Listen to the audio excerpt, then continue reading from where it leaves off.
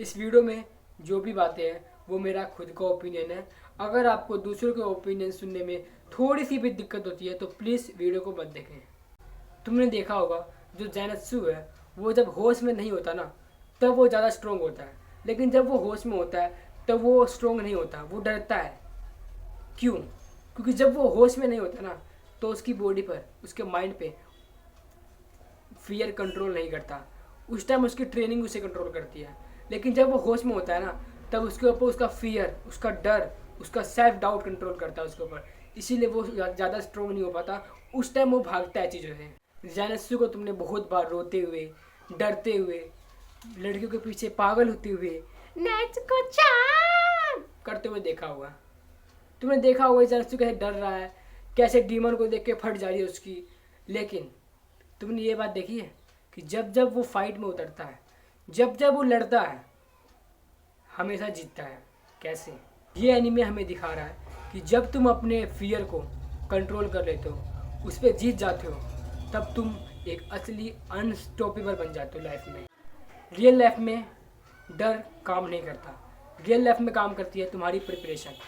जैनत्सु ने अपने आप को इतना ट्रेन किया है कि जब उसका डर पे वो काबू कर लेता है, जब वो होश में नहीं होता, तब उसकी बॉडी परफॉर्म करती है, तब वो डीमन को मार देता है। इसी तरह रियल लाइफ में भी है।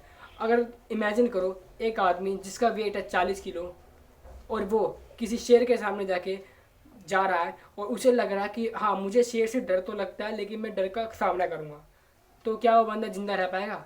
क्या वो ये बात जो इसने ये काम किया है, क्या ये बहादुरी वाला काम होगा? घंटा नहीं होगा। क्यों? क्योंकि उस बंदे ने डर के ऊपर काबू तो कर लिया है लेकिन उसने प्रिपरेशन नहीं की है। अब तुम मान लो तुम्हें एग्जाम से डर लगता है, नीट का एग्जाम है, तुम्हें डर लगता है। अब तुम बोलते हो नहीं मुझे डर नहीं लगता, मैं जाऊंगा एग्जाम में, लेकिन तुमने प्रिपरेशन तो की ही नहीं, तो क्या होगा? तुम फेल हो जाओगे। उसी तरह वो बंदा जो 40 किलो वाला है वो शेर के सामने जाएगा बिना किसी प्रिपरेशन के तो मर जाएगा।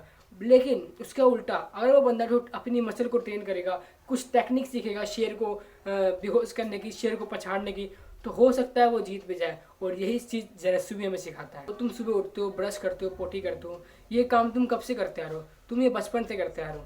अब यही काम तुम्हें करने में कोई वो होता है कि हाँ भाई मन नहीं कर रहा, आज नहीं पोटी नहीं करूँगा, आज ऐसा होता है? नहीं, तुम उठते हो, ब्रश करते हो, पोटी करते हो। लेकिन हाँ, इसमें भी बहुत सारे एग्जाम्पल होते हैं। जैसे कि तुम ये वीडियो देख रहे हो ना, तुम में से कोई होगा जो पोटी करने में भी बोलता है यार पोटी करने का मन नहीं कर रहा, काश ने बिस्तर में ही कर लेता। तुम में से बहुत होगा तो बोलते यार ब्रश नहीं करने का मन कर रहा, आज मैं ब्रश नहीं करूँगा। तो ये तो बकवास है भाई, तुम तो भाई बकवासी आदमी हो, धरती पे बोझ हो, भाई बता दूँ। लेकिन ऐसे काम जो होते हैं जो हम बहुत पहले से करते आ रहे हैं, ट्रेनिंग करते आ रहे हैं, तो उस काम को करने के लिए हमारे ब्रेन को परमिशन लेने की कोई जरूरत नहीं होती, वो ऑटोमेटिक होती है। इसी को कहते हैं कंडीशनिंग। और यही चीज़ जैनत्सु ने भी की थी। जैनत्सु ट्रेनिंग करते आ रहा है, इसीलिए जब वो होश में नहीं होता तो वो ब्रेन से परमिशन लेता है कि हाँ मुझे अब लड़ाई करनी है। वो ऑटोमेटिक अपनी जो ट्रेनिंग होती है वो परफॉर्म करता है। और ट्रेनिंग, थंडर ब्रीथिंग, जो भी उसकी ब्रीथिंग होती है, जो भी उसकी टेक्निक होती है, वो यूज करके एनिमी को, डीमंस को मार देता है। जैनत्सु ने अनकॉन्शियस माइंड इसीलिए इतना सर्वाइव कर पाया, इसीलिए इतनी बेटर तरीके से लड़ पाया, क्योंकि उसने कॉन्शियस रह के, होश में रह के बहुत ज़्यादा ट्रेनिंग की है, बहुत ज़्यादा ट्रेनिंग की है उसने। एक ब्रीथिंग को इतने बार ट्रेन किया है कि वो जब वो होश में भी नहीं आता ना तभी उसे परफॉर्म कर देता है और डीमंस को मार देता है। एट द एंड मैं यही बोलूँगा कि जैनत्सु कभी वीक था ही नहीं। वीक वो लोग होते हैं जो प्रिपरेशन को टैलेंट समझ लेते हैं, मतलब किसी की मेहनत को टैलेंट समझ लेते हैं, वो लोग होते हैं वीक।